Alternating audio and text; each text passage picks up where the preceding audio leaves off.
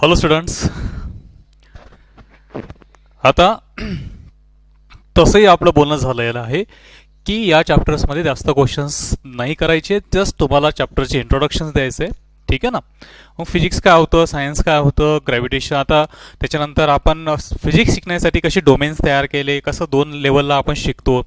ठीक आहे ना. कशा फिजिक्समध्ये ब्रांचेस आहेत, काही ब्रांचेसमध्ये आपण मोठे मोठे स्ट्रक्चर शिकतो, काही ब्रांचेसमध्ये आपण छोटे छोटे स्ट्रक्चर शिकतो, मायक्रोस्कोपिक मेझोस्कोपिक, असे कन्सेप्ट आपण त्याच्यामध्ये पाहाल.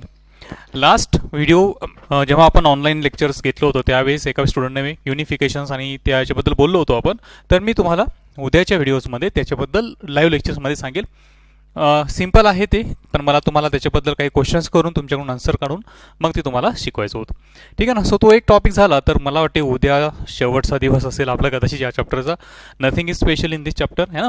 सो आजचा टॉपिक आहे आपला फंडामेंटल फोर्सेस. ठीक आहे ना. सो फिजिक्समध्ये forces are too much important, too much. ठीक आहे ना. फोर्सेस आहेत तर फिजिक्स आपल्याला खूप चांगलं अंडरस्टँडिंग करता येतं, आणि फोर्सेस नसतील तर आपल्याला फिजिक्स थोडंसं कमी अंडरस्टँड होतं. सो म्हणजे मॅक्सिमम असं चॅप्टर कमी असेल की त्याच्यामध्ये फोर्सेसबद्दल विचार नाही केलेला म्हणून. ठीक आहे ना. So forces are need of physics. ठीक आहे ना. सो म्हणून आपण फोर्सेसची आयडिया पाहणार आहोत की फोर्सेस कसे विचार घेतले. तो सगळं बाजूला ठेवून एक सायंटिस्ट तुम्हाला माहीत असतील. ठीक आहे ना. Stephen Hawkins. ठीक आहे ना. स्टीफन हॉकिन्स यांचं असं म्हणणं होतं, त्यांनी एक शब्द वापरले होते, theory of everything. So do you know what is theory of everything? Means या विश्वामध्ये जे काही आहे त्याच्या मागे एकच फोर्स आहे. ठीक आहे ना. मग त्याच्यावर लोकांनी पिक्चर काढला, मी तो पिक्चर पाहिला, पण थेरी ऑफ एव्हरीथिंगमध्ये त्यांच्या कन्सेप्टपेक्षा त्यांच्या लव्ह स्टोरीजलाच जास्त व्हॅल्यू दिली गेली. ठीक आहे ना. सो थेरी ऑफ एव्हरीथिंग हा एक कन्सेप्ट त्यांनी आपल्याला सांगितला होता स्टीफन हॉकिन्सनी. त्यांचं असं म्हणणं होतं की जगात एकच फोर्स आहे आणि हे सगळे त्याचेच प्रकार आहेत. ठीक आहे ना. बट ही थेरी प्रूव्ह होईल त्याच्या म्हणजे खूप चांगले एव्हिडन्स त्याचे मिळतील, तर त्याच्या आधीच त्यांची डेथ झाली. ठीक आहे. पण बऱ्याचशा लोकांचा त्यांच्यावर विश्वास आहे आणि पुढे चालून असं वाटतंय की थेरी ऑफ एव्हरीथिंगच असू शकते. म्हणजे काय, तर सर्वच फोर्सेस सारखेच आहे. आता फोर्स काय असतात, ठीक आहे ना. सो पुश, ओके इथपर्यंत दिसते का? So push and pull, push and pull. ठीक आहे ना. बघा इथे पुश, एक जण पुश करत आहे. ठीक आहे ना. असं ढकलणे, पुश, ओढणे, पुल. ठीक आहे ना. So push and pull, push and pull gives force. ठीक आहे ना. म्हणजे फोर्स म्हणजेच पुश करणे, पुल करणे, पुल करणे, पुश करणे, म्हणजेच फोर्स अप्लाय करणे सारखंच आहे. ठीक आहे ना. अरे यार, टायटल काय आहे ना आजचं टॉपिकचं? ठीक आहे ना. टायटल द्या, fundamental forces. Fundamental forces. So fundamental forces आपण शिकणार आहोत, आणि फंडामेंटल फोर्सेससाठी आपण पाहतोय फोर्स. सो मी आता एका डायग्राममध्ये दाखवलं तुम्हाला, परत पाहू शकता तुम्ही की पुश करणे, ढकलणे, आणि पुल करणे, ओढणे, ह्या दोन गोष्टींमुळे फोर्स तयार होतात. कुठलाही मास कुठल्याही दुसऱ्या मासेसला ओढत असेल, एकामेकांकडे ओढत असतील तर दॅट इज फोर्स. ढकलत असतील तर that is applying force. So that are the forces. Push and pull gives force. ठीक आहे ना. बघा, काहीच नाही समजायचं याच्यामध्ये, मी सांगतोय तुम्ही ऐकता, इकडनं आलं इकडनं गेलं तरी चालतं. हे खूप जास्त डीपमध्ये जाणार आहे, खूप अतिशय एक्झॅक्टनेस येणार आहे त्याच्यामध्ये. आजचं हे जे चॅप्टर आहे जस्ट इंट्रोडक्शन आहे आपल्याला. ठीक आहे ना. सो ठीक आहे. असो सर, आम्हाला हे तर कळालं की पुश आणि पुल काय असतं. ठीक आहे ना. पुश आणि पुल केल्याने फोर्स तयार होतो. बघा, सेकंड पॉइंट याच्यामध्ये असा आहे, the notion of force, the correct notion of force is given by Newton. ठीक आहे ना. हे जे न्यूटन साहेब आहे ना, हे आहेत, यांच्यामुळे क्लासिकल फिजिक्स सुरू झालेलं आहे. क्लासिकल फिजिक्स म्हणजे मेकॅनिक्स, 30% सिलेबस मेकॅनिक्स. सो न्यूटन्सने मोशनचा स्टडी करत असताना आपल्याला फोर्सची क्वांटिटेटिव्ह म्हणजे मोजता येणारी आणि क्वालिटेटिव्ह म्हणजे दर्जा असणारी दोन्ही आयडियाज दिल्या होत्या फोर्सच्या. ठीक आहे ना. सो न्यूटन्सनेच आपल्याला फोर्सबद्दल माहिती देणं सुरू केलं, म्हणजे फोर्सला कसं म्हणायचं, कसं मोजायचं वगैरे वगैरे. ठीक आहे ना. सो न्यूटन खूप महत्वाचा माणूस. The correct notion of force is given by, कोणी दिलं तर न्यूटन. नेक्स्ट पॉइंट आहे, all the forces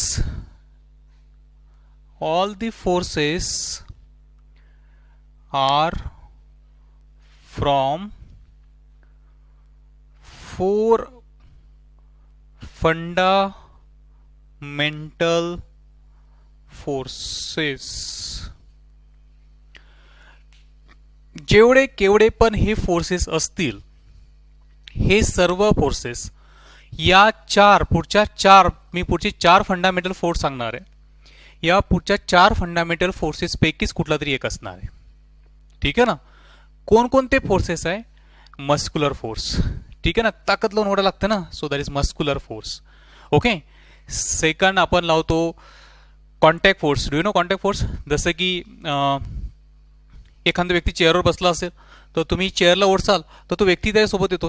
व्यक्ती जास्त मोठा होईल ना, बाळ बसलेलं आहे समजा, आणि आपण ते चेअरवर ठेवलं त्याला आणि नंतर ओढलं तर ते बाळ पण त्या चेअर समोर सोबत येईल, है ना. सो त्याच्यामध्ये काय झालं की मी ओढतो तर चेअरला आहे, मग तो जो बाळ किंवा कोणी व्यक्ती किंवा एखादी वस्तू त्या चेअरवर आहे ती पण का सोबत येते? सो ती त्या कॉन्टॅक्ट फोर्सने येते. So that is contact force. ठीक आहे ना. त्याच्यानंतर फ्रिक्शनल फोर्स आहे. फ्रिक्शनल फोर्सची आयडिया असेल तुम्हाला. ठीक आहे ना. घर्षण, फ्रिक्शनल फोर्स असो, कॉन्टॅक्ट फोर्स असो, मस्क्युलर फोर्स असो, दोन्हीमध्ये येणारं टेन्शन असो. बियॉन्सी फोर्स माहिती का तुम्हाला? पाण्यामध्ये एखादी बाटली भरलेली आहे आणि ती जमिनीवर ठेवलेली आहे, आपण अशी उचलली, जड जाते, आणि तीच बाटली जर का पाण्यामध्ये असेल ना, अशी टाका समजा खूप मोठा असेल, त्या टाक्यामध्ये पाणी आहे, त्या पाण्यामध्ये तुम्ही बाटली बुडवली, तर ती बाटली तुम्ही जर का टाक्यात उचलली ना पाण्यामध्येच, तर ती काहीच नाही वाटत तुम्हाला उचलायला. पण जशी ती त्या पाण्याच्या बाहेर येईल ती जड होईल, है ना. सो काय होतं, तर जेव्हा ती वस्तू पाण्यामध्ये असते ना तर तिला पाणी वर ढकलतं.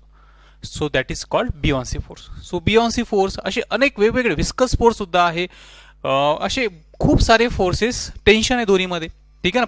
पतंग उडवताना पतंगामध्ये ताण येतो, ताण. ठीक आहे ना. सो स्ट्रेचिंग ना, असं ताण येणं समजतं तुम्हाला, असं शर्टला ताण देतो. सो असं स्ट्रेच म्हणजे त्याला टेन्शन म्हणतो आपण. सो टेन्शन हाही फोर्स आहे, विस्कस फोर्स आहे, बियॉन्सी फोर्स आहे, फ्रिक्शनल फोर्स आहे, कॉन्टॅक्ट फोर्स आहे, मस्क्युलर फोर्स आहे. ठीक आहे ना. पंचवाला पण फोर्स आहे. सो जे काही फोर्सेस असतील हे सगळे फोर्सेस 4 प्रकारच्या फंडामेंटल फोर्सेस पासून बनलेले आहेत. हे 4 फंडामेंटल फोर्सेस कोणते? तर पहिला ग्रॅव्हिटेशनल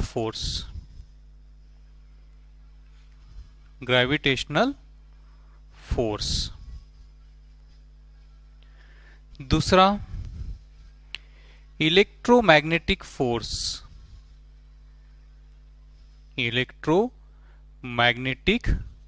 फोर्स. तीसरा स्ट्रॉन्ग न्यूक्लियर फोर्स. आणि फोर्थ वीक न्यूक्लियर फोर्स. हे 4 प्रकारचे फंडामेंटल फोर्सेस आहेत. ओके. जे काही फोर्सेस असतील, एखादं बाळ खेळणं खेळतंय आणि ते खेळण्यामध्ये त्या खेळण्याला ट्रक घेतला छोटासा, ठीक आहे ना, त्याला दोरी बांधली आणि त्याला दिलं खेळायला पाठवून, तर तो असं ओढत नेतो. सो फोर्स अप्लाय झाला. सो दोरीमध्ये टेन्शन तयार झालं, ट्रक समोर जातोय. सो हे जे फोर्सेस याच्यावर अप्लाय होतात, हे फोर्सेस कुठलेही, ठीक आहे ना, या कंगव्याला घेतलं किंवा स्केलला घेतलं, असं डोक्याला घासलं आणि कागदाच्या तुकड्यांना असं ओढलं, सो तिथे पण ते कागदाचे तुकडे असे त्याला येऊन चिटकतात. सो तिथेही फोर्स अप्लाय होतो. ठीक आहे ना. सो हे असे आपल्या रोजच्या लाईफमध्ये जितकेही फोर्सेस असतील, हे सगळे फोर्सेस माझ्या बाळांनो या 4 फोर्सेस पैकीच एखादा असतो. स्टीफन हॉकिन्स थेरी ऑफ एव्हरीथिंगचं काय म्हणणं होतं की सगळ्या प्रकारचे फोर्सेस एकच आहे. म्हणजे त्यांना आपण तर इथे 4 घेतोय, त्यांचं म्हणणं होतं की हे सगळे फोर्सेस सिंगल. समजतंय? गुड. आता हे तुम्ही नोट करून घ्या, मग आपण पुढे कंटिन्यू करत राहू. ओके, चला नोट करा.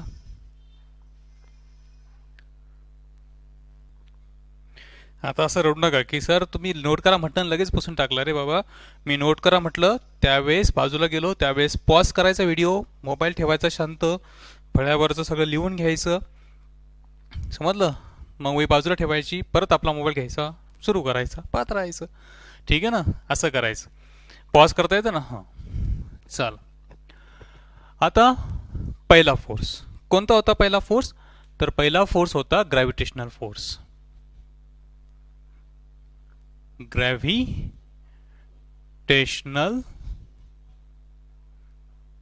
फोर्स माहिती आहे का? ग्रॅव्हिटेशनल फोर्स तेच. ठीक आहे ना? हे एक आंब्याचं झाड नाही, न्यूटनकडे आंबे नव्हते, आंबे तर भारतात आहे. मग कशा झाड होतं? ॲपल है ना? आणि मग हे ॲपल पडतं खाली, इथे बसलेला असतो न्यूटन, विचार करतो याला खाली कसं काय पडलंय, है ना? तोच फोर्स, त्या फोर्सला म्हणतो आपण ग्रॅव्हिटेशनल फोर्स. ही स्टोरी याच्यापेक्षा वेगळी आहे. आपण पाहू जेव्हा ग्रॅव्हिटेशन चॅप्टर पाहू. तुम्ही पण पाहिलं असेल ग्रॅव्हिटेशन याच्या अगोदर चॅप्टर, बट वेगळी आहे.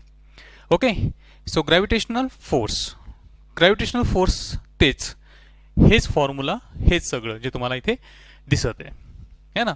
म्हणजे काय असतं, हा जो ग्रॅव्हिटेशनल फोर्स असतो, ठीक आहे ना, हा ग्रॅव्हिटेशनल फोर्स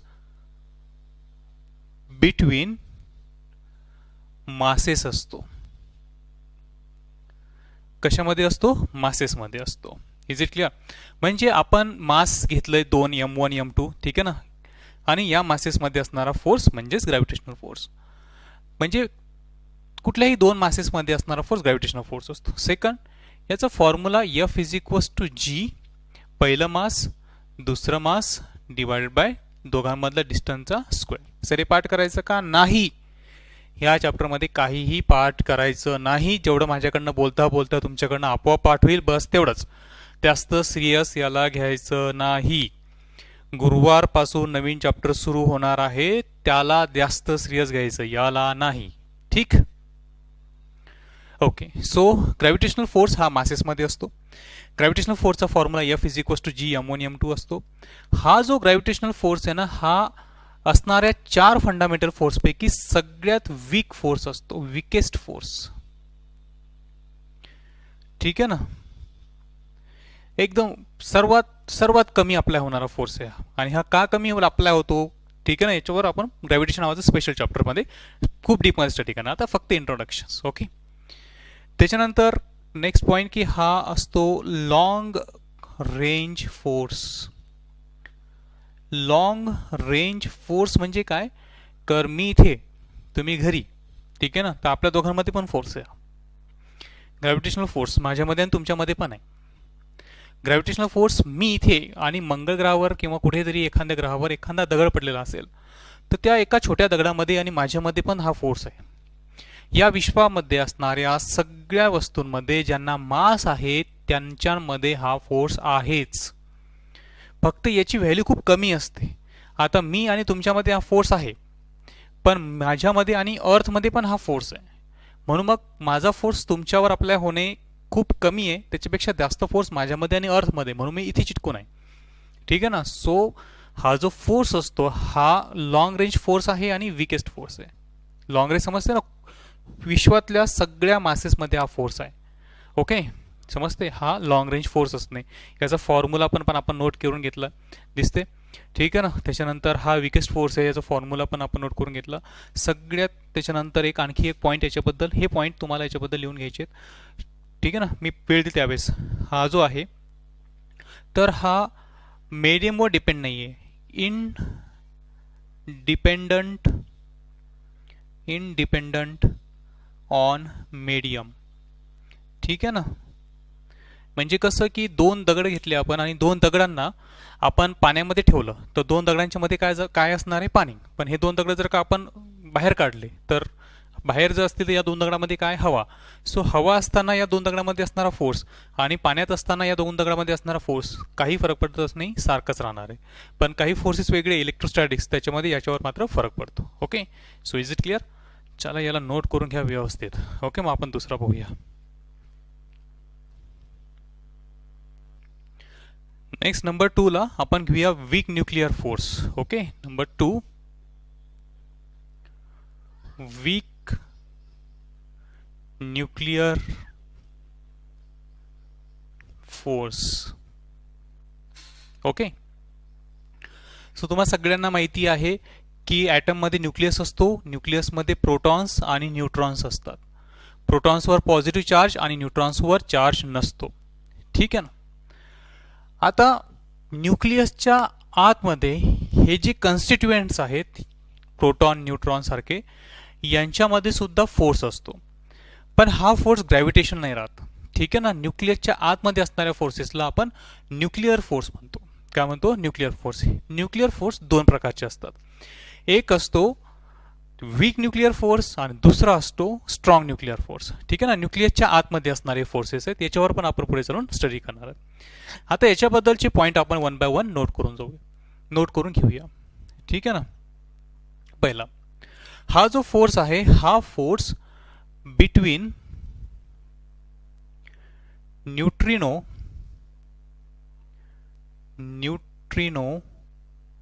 अँड न्यूट्रिनो आणि बाकी अदर पार्टिकल्स. ठीक आहे ना. Neutrino and other particles. ठीक आहे ना. ऑफ न्यूक्लियस मध्ये असतो. Neutrino, not proton not neutron, neutrino. आता न्यूट्रिनो काय आहे ह्याच्याबद्दल आपण स्टडी केलेला नाही. ठीक आहे ना. तर प्रोसेस आहे एक, त्याला बीटा डीके म्हणतात. त्याच्यामध्ये दोन प्रकारची बीटा डीके प्रोसेस असते. फक्त नाव लक्षात घ्या, एक बीटा पॉझिटिव्ह, एक बीटा निगेटिव्ह. प्रोटॉन हा न्यूट्रॉनमध्ये कन्वर्ट होऊ शकतो आणि न्यूट्रॉन हा प्रोटॉनमध्ये कन्वर्ट होऊ शकतो. सो प्रोटॉनचं न्यूट्रॉनमध्ये आणि न्यूट्रॉनचं प्रोटॉनमध्ये जेव्हा कन्व्हर्जन होत असतं, या कन्व्हर्जन प्रोसेसमध्ये एक पार्टिकल बाहेर पडतो, दॅट इज कॉल्ड न्यूट्रिनो. एक न्यूट्रिनो किंवा अँटी न्यूट्रिनो अशी पार्टिकल्स त्याच्यामध्ये बाहेर पडत असतात. या न्यूट्रिनो मध्ये आणि इतर पार्टिकल्समध्ये जो फोर्स असतो त्या फोर्सेसला आपण वीक न्यूक्लिअर फोर्स असं म्हणतो. समजलं? नाही समजलं ते आपल्याला डिटेल नाही ना, सध्यापुरतं एवढं समजायचं आहे. प्रोटॉन न्यूट्रॉनमध्ये कन्वर्ट होऊ शकतो, न्यूट्रॉन प्रोटॉनमध्ये कन्वर्ट होऊ शकतो, न्यूट्रॉनचं प्रोटॉनमध्ये, प्रोटॉनचं न्यूट्रॉनमध्ये कन्वर्ट होण्याच्या प्रोसेसला काय म्हणतो आपण? त्याला म्हणतो beta process, beta decay process. ठीक आहे ना. या बीटा डीके प्रोसेसमध्ये एक पार्टिकल ज्याचं नाव आहे न्यूट्रिनो तो निघत असतो, तो तयार होत असतो. त्या न्यूट्रिनोमध्ये आणि इतर पार्टिकलमध्ये जो फोर्स असतो तो फोर्स वीक न्यूक्लिअर फोर्स म्हणून ओळखला जातो. Is it clear? सो पहिला पॉईंट समजला. काय लिहिलं आपण पहिला point? Between neutrino and other particle. In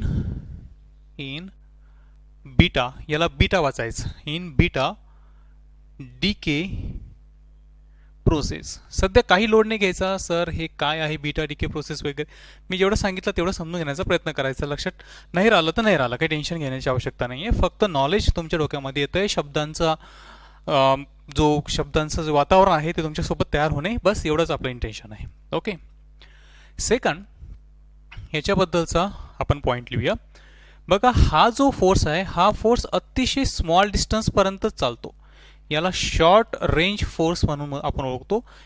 हा जो फोर्स आहे हा अतिशय कमी डिस्टन्समध्ये 10⁻⁻14 मीटरपर्यंत, हे 14 ओके. 10⁻⁻14 म्हणजे फक्त न्यूक्लियसच्या आतमध्येच. तुम्हाला माहिती याच्या भोवती इलेक्ट्रॉन फिरत असतात आणि याचं एक ॲटम तयार होतो. ठीक आहे ना. मुद्दा काय? हा फोर्स न्यूक्लियसच्या आतच आहे आणि न्यूक्लियसची साईज ही 10⁻⁻14 मीटरपर्यंत असते. ही अतिशय कमी साईज झाली. ओके. सो हा पॉईंट मध्ये आपल्याला असं लक्षात आलं की वीक न्यूक्लिअर फोर्स हा खूप कमी रेंजपर्यंत काम करतो. त्याच्यानंतर हा जो फोर्स आहे हा फोर्स स्ट्रॉंगर दॅन GF. ठीक आहे ना. GF म्हणजे नॉट GF म्हणजे सुरू नको आता. GF म्हणजे ग्रॅव्हिटेशनल फोर्स. ठीक आहे ना. ग्रॅव्हिटेशनल फोर्सपेक्षा हा स्ट्रॉंग असतो. पण उरलेल्या आता 4 होते ना आपले, 4 पैकी ग्रॅव्हिटेशन झाला, ग्रॅव्हिटेशनपेक्षा हा स्ट्रॉंग आहे, पण उरलेल्या 2 पैकी हा वीक आहे. ठीक आहे ना. सो हा स्ट्रॉंगर दॅन ग्रॅव्हिटेशनल फोर्स आहे. Is it okay? And weaker than electromagnetic force. Okay, EM force. Is it clear? बस एवढं नॉलेज तुम्हाला मला द्यायचं होतं वीक न्यूक्लिअर फोर्सपेक्षा मध्ये. याच्यापेक्षा खूप जास्त नॉलेज याच्यामध्ये आहे आणि ते आपण शिकणार पण आहोत. बट पॉईंट असा आहे की आपल्याला जस्ट स्टार्टअप आहे आणि याच्यासाठी स्पेशल चॅप्टर बनलेले आहेत आपले, त्याच्यामध्ये आपण जाणार आहोत. ठीक आहे ना? सध्या फक्त इंट्रोडक्शन देत आहे. सो याला पण एकदा नोट करून घ्या तुम्ही. सेकंड नंबरच्या मीन्स असंच लिहायचं आहे. Okay okay. आता नंबर 3 हा आहे इलेक्ट्रोमॅग्नेटिक फोर्स. Electromagnetic force. याचं एक एक्झाम्पल तुम्ही घरी पण करू शकता. एक बलून घ्यायचा, फुगवायचा, त्या बलूनला शर्टवर घासायचं, भिंतीकडे ठेवायचा, चिटकून जातो. कंगवा घ्यायचा, त्याला घासायचं, किंवा पेन घ्यायचा, स्केल घ्यायचं, त्याला केसांना घासायचं, कागदाच्या तुकड्यापर्यंत न्यायचं, अट्रॅक्ट होऊन जातं. हे जे फोर्सेस आहे हे चार्जेसमुळे तयार होतो आणि चार्जेसमुळे होणाऱ्या या फोर्सेसच्या टाईपला आपण म्हणतो इलेक्ट्रोमॅग्नेटिक फोर्स. ठीक आहे ना? म्हणजे हा जो फोर्स आहे हा फोर्स कोणामध्ये असतो? फुग्यांमध्ये नाही. हा फोर्स असतो चार्जेसमध्ये. ठीक आहे ना? Positive negative between charges. Okay. Charges इलेक्ट्रॉनच्या जाण्याने किंवा येण्याने येत असतात. हा जो फोर्स आहे हा लॉंग रेंज फोर्स आहे. खूप दूर दूर जरी चार्जेस असले तरी पण हा फोर्स ॲक्ट होतो. ओके. म्हणजे इथून मंगळापर्यंत असणाऱ्या चार्जेसमध्ये पण होऊ शकतो, इन्फिनिट रेंजपर्यंत पण असू शकतो, पण मग त्याची व्हॅल्यू खूप कमी होत जाईल. ठीक आहे ना? इलेक्ट्रोमॅग्नेटिक फोर्स हा मीडियमवर डिपेंड असतो. Depends on medium. Depends on medium म्हणजे दोन चार्जेसमध्ये कोणतं मीडियम आहे? दोन चार्जेसच्या मध्ये हवा आहे, दोन चार्जेसच्या मध्ये पाणी आहे, केरोसिन आहे, काय आहे? दोन चार्जेसच्या मध्ये असणारा जे काही मीडियम असेल त्या मीडियमवर हा फोर्स डिपेंड करतो. ओके. त्याच्यानंतर याच्यामध्ये महत्त्वाचा पॉईंट असा आहे की हा एक स्ट्रॉंग फोर्स आहे. स्ट्रॉंग फोर्स आपण करूया stronger. stronger than weak nuclear force. weak nuclear force आणि weaker than strong nuclear force. ठीक आहे ना? हा फोर्स वीक न्यूक्लिअर फोर्सपेक्षा जास्त आणि वीक न्यूक्लिअर फोर्स तर ग्रॅव्हिटेशन फोर्सपेक्षा जास्त आहे. सो ग्रॅव्हिटेशन फोर्स त्याच्यापेक्षा strong weak nuclear force, weak nuclear फोर्सपेक्षा स्ट्रॉंग इलेक्ट्रोमॅग्नेटिक फोर्स आणि मग सगळ्यात strongest strong nuclear force. Okay. So चलो याच्याबद्दल एवढीच माहिती आहे तुम्हाला सध्या तरी, ही नोट करून घ्या व्यवस्थित. ठीक आहे ना?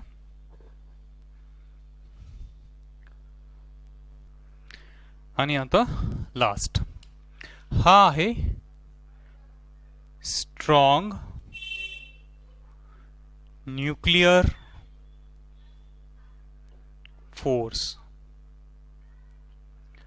स्ट्रॉंग न्यूक्लिअर फोर्स हा जो स्ट्रॉंग न्यूक्लिअर फोर्स आहे तर हा फोर्स बिटवीन प्रोटॉन प्रोटॉन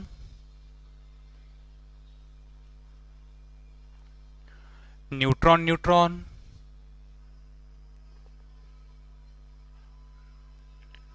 और प्रोटॉन न्यूट्रॉन.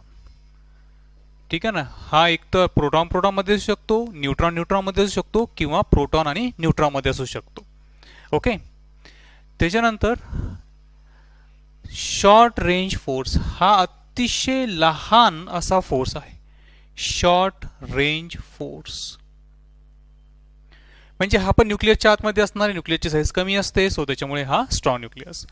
बघा काही मुलांना माहिती असेल की पॉझिटिव्ह चार्ज आणि पॉझिटिव्ह चार्ज एकमेकांना काय करतात? रिपेल करतात है ना? तर प्रोटॉन प्रोटॉन प्रोटॉनवर पॉझिटिव्ह चार्ज असतो, न्यूट्रॉन याच्यावर पण पॉझिटिव्ह. मग प्रोटॉन प्रोटॉनमध्ये जर का आपण म्हटलं तर इलेक्ट्रोमॅग्नेटिक फोर्सनुसार ते एकामेकांना दूर लोटतील, तरी पण न्यूक्लियसमध्ये त्यांना धरून ठेवायचं आहे. बरोबर आहे ना. प्रोटॉन आणि प्रोटॉन, प्रोटॉनवर पॉझिटिव्ह चार्ज, प्रोटॉनवर पॉझिटिव्ह चार्ज, पॉझिटिव्ह चार्ज एकमेकांना रिपेल करतात म्हणजे दूर लोटतात. ठीक आहे ना. तरी पण त्यांना न्यूक्लियसमध्ये राहायचं आहे, त्यांना एकमेकांपासून दूर लोटले जात आहे तरी पण त्यांना न्यूक्लियसमध्ये राहायचं आहे. मग एक अशा फोर्सची गरज पडणार आहे की जो फोर्स यांच्यामध्ये असणारा रिपल्शनपेक्षाही जास्त असेल आणि यांना सोबत धरून ठेवेल. तो फोर्स म्हणजे स्ट्रॉंग न्यूक्लिअर फोर्स. कळते ना. दूर जाणाऱ्यांनाही धरून ठेवतो. मग जो न्यूक्लिअर फोर्स आहे तो न्यूक्लिअर फोर्स इलेक्ट्रोमॅग्नेटिक फोर्सपेक्षा जास्त असायला पाहिजे, म्हणजे रिपेल करणाऱ्या फोर्सपेक्षा जास्त असायला पाहिजे. म्हणून हा जो स्ट्रॉंग न्यूक्लिअर फोर्स आहे हा स्ट्रॉंगर दॅन इलेक्ट्रोमॅग्नेटिक फोर्स, म्हणजे हा स्ट्रॉंगेस्ट फोर्स आहे. Is it clear. आता या स्ट्रॉंगेस्ट फोर्सच्या अनुसार हे जर का तुमच्या डोक्यामध्ये आलं असेल तर तुमच्या डोक्यामध्ये ही गोष्ट एकदम क्लिअरली आली की सर सगळ्यात स्ट्रॉंगेस्ट फोर्स कोणता आहे. सो सगळ्यात स्ट्रॉंगेस्ट फोर्स हा आहे स्ट्रॉंग न्यूक्लिअर फोर्स. आणि सगळ्यात वीक फोर्स कोणता आहे, हा आहे ग्रॅव्हिटेशनल फोर्स. ओके. आता लास्ट आपल्याला स्ट्रेंथ आणि रेंजचा टेबल बनवायचा आहे, जो मी तुम्हाला 2 मिनिटं बनवून देतो. तुम्ही हे लिहून घ्या. ओके. ओके. आता या टेबलकडे पहा. या टेबलमध्ये तुम्हाला एक एलिमेंटरी थोडीशी आयडिया येईल की कशा पद्धतीनं हे फोर्सेस एकमेकांसोबत कम्पेअर केल्या जाऊ शकतात. 4 फंडामेंटल फोर्स आहे. बऱ्याच वेळा मी 4 फोर्सेस असे दाखवतो की यार फंडामेंटल फोर्सेस किती आहे, इतके 1 2 3 का 1 2 3 4. सो हे 4 आहेत ॲक्च्युअली. हा झाला gravitational, electromagnetic, strong nuclear, weak nuclear. पण न्यूक्लिअर फोर्स आहे ना 2, म्हणून मी असे चिरकून दाखवतो. ओके. ठीक. Gravitational force, weak nuclear force, electromagnetic force आणि स्ट्रॉंग न्यूक्लिअर फोर्स यांची स्ट्रेंथ कशी आहे. जर का स्ट्रॉंग न्यूक्लिअर फोर्सची व्हॅल्यू 1 न्यूटन असेल तर त्यावेळेस इलेक्ट्रोमॅग्नेटिक फोर्सची व्हॅल्यू 10⁻² टाइम्स असेल, म्हणजे याच्यापेक्षा कमी. 10⁻² आहे ना, कमी. सो ही 1 असेल तर ही 10⁻². ही 1 असेल तर ही 10⁻13 इतकी कमी होईल.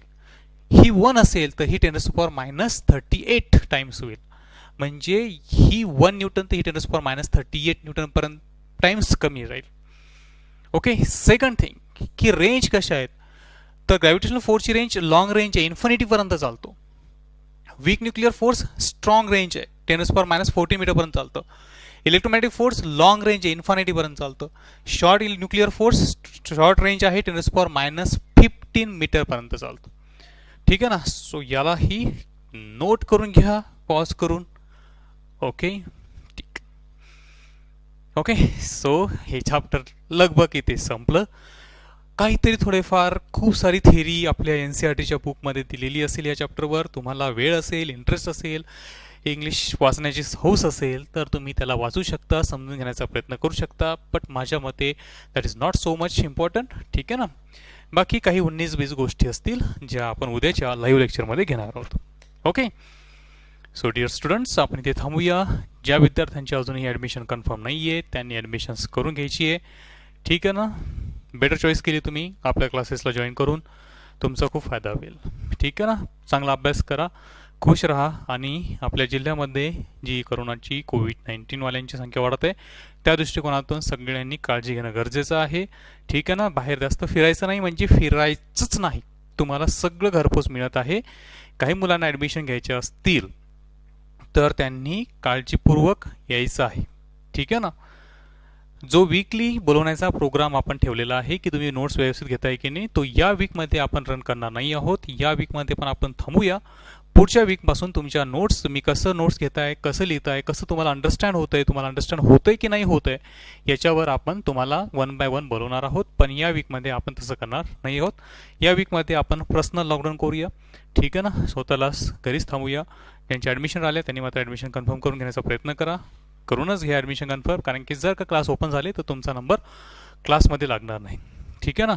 इतर ठिकाणी खूप अवाढव्य फीज असतील, आपल्या अतिशय अत्यल्प फीजमध्ये तुमची ॲडमिशन्स होऊ शकतात. ठीक आहे ना, होत आहेत. ठीक आहे ना, की जी मी फी तुम्हाला सांगत आहे ती अतिशय कमी आहे बाकीच्या तुलनेमध्ये, आणि क्वालिटी मात्र दर्जाची आहे.